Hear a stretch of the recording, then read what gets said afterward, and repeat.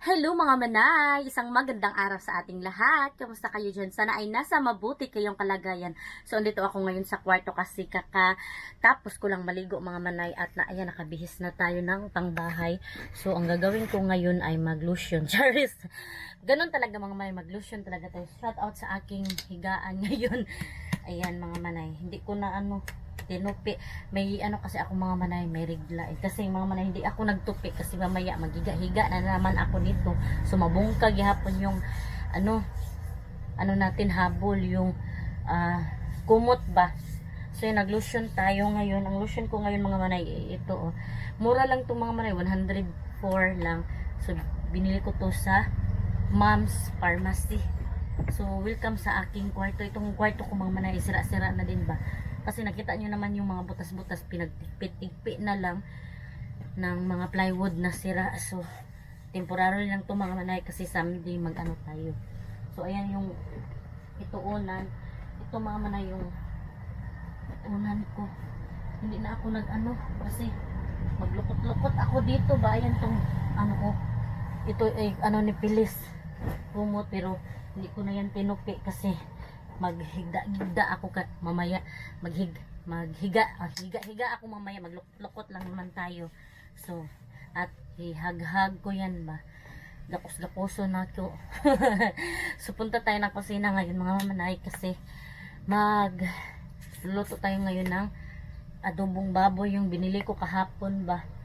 So yun, naglagay ako ng panglagay sa kilikili ko mga manay kasi ito yung pangkilikili ko ayan, kasi kapag tawas o kaya ibang panglagay mga manay ay pa din yung kilikili ko, mag-aamoy pa din. Ito ay bagay ito kasi ito sa akin, yan lang ito lang yung nakabagay sa akin at saka ito din sa mukha ko. Iba na naman yung ilagay ko baby, pero lang to mga manay, facial cleanser lang ba para matanggal lang yung mga dumi-dumi sa mukha natin, ganun. So kailangan talaga alagaan natin yung mukha natin kasi nagtatanda na tayo. Padong natagkatiguang mga manay. So kailangang tayo maintain sa ating mukha para maging younger looking. Chares, kahit na ako ngayon mga manay, 36 years old na ako. Pero sabi nila parang 25 lang daw ako. So yan ang ating nag-vlog ako mga manay para may ma-upload ba kasi kahit lang dito lang, common lang dito sa bahay ba. Ngayon mag-adobo ako ng baboy, pagkatapos ay magsundo ako kay Pilis. So yun lang ating routine sa araw-araw, ganun talaga. So in-update ko lang kayo sa aking buhay ngayon. So ngayong 16 pala mga manay ay pupunta ako sa Talacogon kasi magbibisita ako sa mga parents ko, kay mama at papa, kasi hindi na ako nakapunta doon. So si Ate Fiana lang yung maiwan dito sa bahay at isasama ko si Phyllis. So ipakita ko sa inyo doon yung farm ng aking kapatid kasi madaming tanim si mama ko doon. So yun mga may, punta muna ako ng kusina. Nagtupi pala ako mga manay, tapos nakita ko yung oras, 10:30 na 10:25 na mga manay, pero hindi ko muna tinapos yung pagtupi ko kasi plano ko adobo na kasi 11:30 kukunin ko na si Phyllis, kaya double time tayo kasi yung damit naman makapaghintay naman yan sila. So iunahin natin yung running out of time yung kailangan na gawin kasi kunin natin si Pilis, tsaka kasi ting paniod to ng mga manay tanghalian na. So kailangan lihok-lihok tayo lihok-lihok tayo dito sa bahay kung anong pwedeng gawin.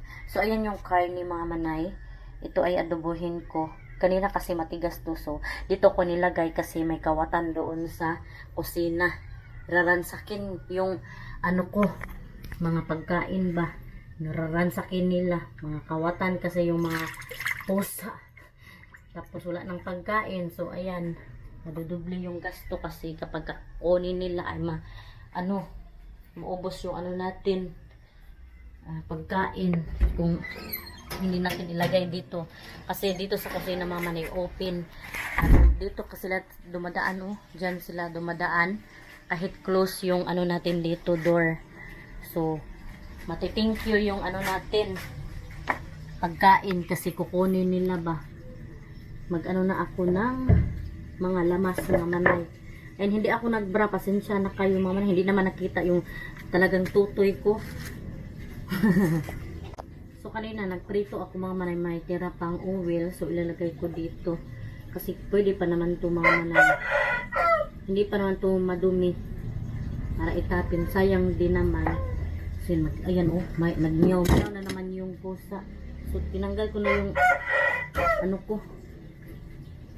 Buhok sa buhok ko ba. Tinanggal ko na yung towel. So, yan. Mag-adobo tayo ngayon.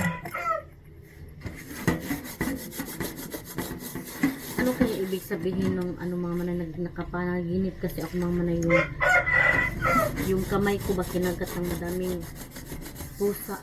Natakot talaga ako. Para siyang totoo talaga ba. Ang ingay ng manok talaga mga manay sumasabay sa sinasabi ko. Pasensya na talaga kayo. Minsan wither yung manok sumasabay sa ano ko dito, ganap sa kusina. So ayan, ang lakas diba? Naiinis ako kapag minsan pag dito ako maririnig nyo minsan kasi tahimik di lang yung ano pusa na yan. Minsan tahimik yung manok na yan. Ngayon lang nag-ingay na naman siya na andito ako. So yung gagamitin natin na bombay mga manay ito o yung hinati ko lang mga manay para makasave tayo ba. Mag-interrupt talaga yung manok. Gusto din siyang mag-vlog mga manay. So yan. Ayan oh, ang pusa mga manay matikod nga na ay karne dire. Nakasimhot siya mga manay na may ano tayo dito, karne.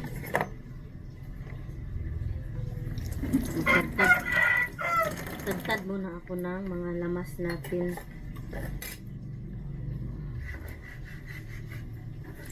Ito yung tagtadan ko mga manay.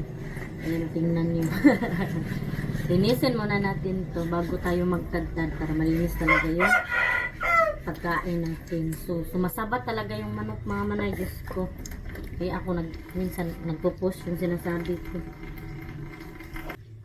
Alam nyo mga manay, kailangan ko tong sabihin sa inyo yung ano kasi mga manay, yung ex ni Mr. ay nag-chat sa akin. Kasi friend kami sa Facebook.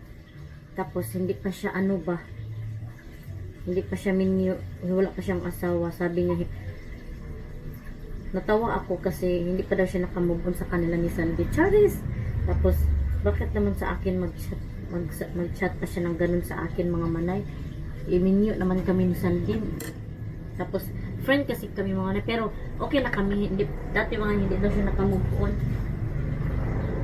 In love kasi yun siya kay Mr. mga manay. Tapos hiniwalayan ng Mr. mga manay kasi sa totoo lang hindi kasi sila magkaanak. Yun ang sabi ni Mr. sa akin, hindi sila magkaanak. Tapos yung ano ex niya ay in love sa kanya, kaya hindi siya makamove on ba, hindi niya kaya na mawala si Mr. Sure, sana all talaga mga manay.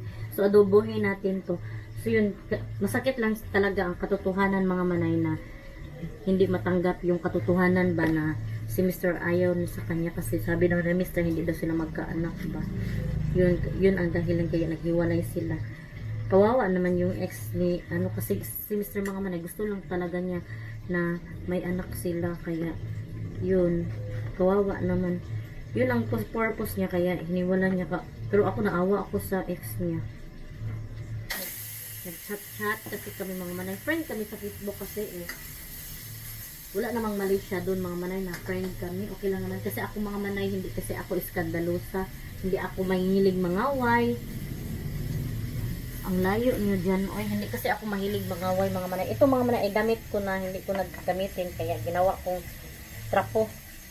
So yun, ayaw ko kasi mangaway-ngaway mga manay. At saka mabait naman yung ex ni Mr. mga manay, kaso lang hindi siya magkaanak. Hala, oy, ayaw man niya magkaano, ayaw niya pumilit siya. So sana nilagyan ko lang sana ko ng ano, sana nilagyan ko ng asin, baka yung karne sa asin mali yung pagkaluto ko. Bilis yung ano. Inuna ko kasi yung taba, mga manay. So yun mga manay, ang katotohanan. So pasensya na kayo mga manay, hindi talaga ako nagbra. Ayaw kong magbra dito sa bahay mga manay. Kasi minsan pag magbra ka, nagkaka-breast cancer. Yun ang cause. Kaya yung iba mga manay ay nagkaka-breast cancer. So i-open muna ko muna itong dalawang door para ang hangin ay papasok.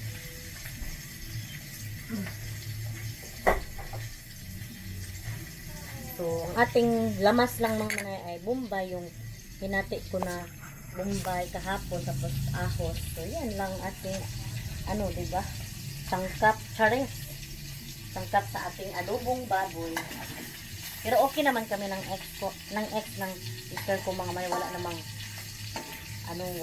away-away, ganun, kasi friend kami mga manay. Kaso lang hindi siya makapag-move on. Kasi sayang. Babait kasi si Mr. mga manay, kaya yun na in love siyang masyado sa aking mister. Pero pasensya na talaga kasi wala tayong magagawa. Gusto kasi ni mister ng anak, yun. Ayaw naman niya mag-adapt. Kung sila manggaling mga manay, ayaw niyang mag-adapt. Gusto niya kasi ano niya, anak talaga.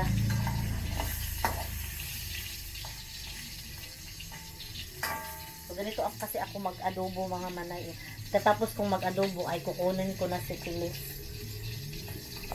So yan ang mga manay, niluto ko siya sa sarili niyang mantika.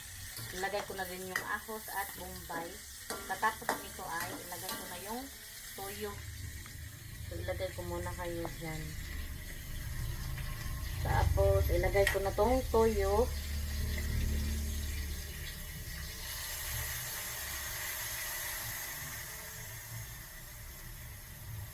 Kuyaw ako magluto mga manay ng adobo. Kasi gusto ko kasi ng ano, my own version, cheres. Manipis kasi itong kaha kong mga manay. Tuyo na mo ni kay para dali maluto ba.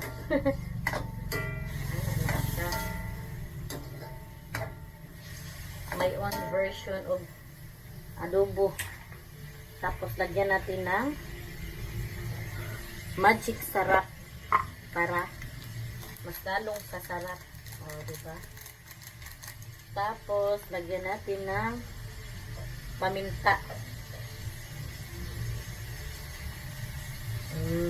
Pisong paminta. Pagkatapos, lagyan ng dahon. Ayan, dahong laurel. Ganyan ang adobo mga manay. Tapos, lagyan ulit ng toyo. Ayan, at saka kunting tubig.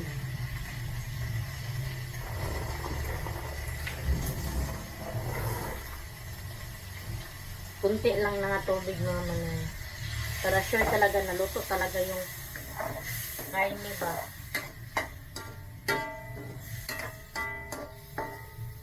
Tapos paano hinaday na ito na pakubasan. Masarap kasi ang ano mga manay, adobo na hubas-hubas pa, tapos umil-umil siya. Kunting, lagyan ko ulit ang kunting tubig. Kunti lang naman. Tapos ay lagyan ng takop.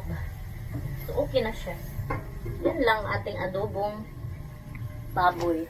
Pagkatapos niya na ay na ako, sunduin ko na si Phyllis, ay hindi pa ako nakapag suklay ng buhok. So, yun talaga mga manay, hindi natin hawak yung kapalaran natin kasi yung Panginoong Diyos lang kasi ang may alam ng kapalaran natin kung pwede tayo magkaanak o hindi, kasi may purpose ang God kung bakit nangyayari sa atin ang mga pangyayari na hindi natin, kasi may mga kasi mga manay, may hiniling tayo sa Panginoong Diyos na binigay niya, tapos may mga gusto tayo na hindi naman binigay ng ating Panginoong Diyos. So, lahat ay may purpose talaga. So, yan. Kaya hindi natin i-blame ang lahat kung bakit hindi nagkakaanak sila. So, may purpose kung bakit hindi sila binigyan ng anak. Yung mga manay, kasi mayroong mga ganitong mga manay, minsan nakikita ko mga manay, yung mga mayayaman, yung iba ay walang anak, tapos mayroon namang mga hirap sa buhay ay madaming anak. So, hindi natin alam, may purpose ang God. Everything happens for a reason, diba? Kung ika nga, sabi nila. Kaya yun ang kapalaran nila. So, every situation lang talaga yan. Sa situational kasi yan mga manay. Sa situation nila, kaya siguro hindi nila, binigyan ng anak mga manay, siguro may dahilan talaga ang lahat. Siguro kapag may anak sila, hindi na sila makatrabaho. Tapos yung mga may anak naman mga panay ay kaya nilang na maano yung mga anak nila. So, everything happens for a reason talaga. May mga dahilan kung bakit ganun ang mga nangyayari sa buhay natin. So, hindi natin i-blame ang lahat kasi everything happens for a reason. Chares! Ganun talaga mga manay. So, kailangan mag-enjoy na lang tayo kung anong meron tayo ngayon. So, kailangan din tayo maging kontento at humble kung anong meron tayo. Kasi kapag mayaman ka na mga manay, kailangan wag lalaki ang ulo. Kailangan humble lang talaga kasi kung anong meron ka, yan ay bigay ng Panginoong Diyos kasi kung blessed ka ngayon, kailangan humble ka lang, wag kang masyadong mataas ang tingin mo sa sarili kasi kapag mataas ang tingin mo sa sarili ay kukunin yan lahat ng Panginoong Diyos mga manay. 'Di ba? Either magkasakit ka o kaya bigyan ka ng matinding sakit o kaya mabawian ka ng buhay o kaya maghirap ka, yan ang return back ba kapag lalaki ka na lalaki yung ulo mo. Kaya kailangan down to earth talaga mga manay. Huwag masyadong mayabang. Yung ate ko mga manay ay simple lang talaga siya. Mayaman na yung ate ko pero napaka-humble. Sabi nila mga manay, bakit daw ayaw kong humingi ng tulong sa kapatid ko? Alam niyo mga manay, hindi kasi ako katulad ng iba na umaasa sa mga kapatid. Gusto ko lang kasi ako maningkamot ba. Ayaw kong umaasa-asa sa kapatid ko mga manay. Kaya ganun mga manay, ayaw. Maghintay lang ako kung sinong magbigay. Ganun, ayaw kong maghingi kasi ayaw ko ng boy-boy mga manay. Alam niyo yung boy-boyan ka? Yung kwintahan ba yun? Yun ang maano. Pero hindi naman sila magkwinta mga manay. Naglikay ra ko ba? Ay, umiiwas lang ako ng ganyan mga manay. Hindi naman sila magkwinta mga manay. Pero para sa akin, mag-iwas lang ako mga manay pa. Para wala silang masabi sa akin. Para ako mga manay, I can stand by my own. So, kailangan. Kasi alam ko naman na may problema din sila. Kasi alam ko may kanya-kanyang buhay talaga tayo. May kanya-kanya tayong problema. Kaya, inisip ko ng ganun mga manay. At saka, hindi naman talaga may mga kamay at paa naman tayo para magtrabaho, di ba? Kaya binigyan tayo ng Panginoong Diyos ng kamay at saka utak at saka paa para magtrabaho, hindi mag-asa-asa. Pero kung may blessing na dumating, tanggapin natin pero wag tang hindi tayo pero yung nagbigay sana wag magkwenta-kwenta.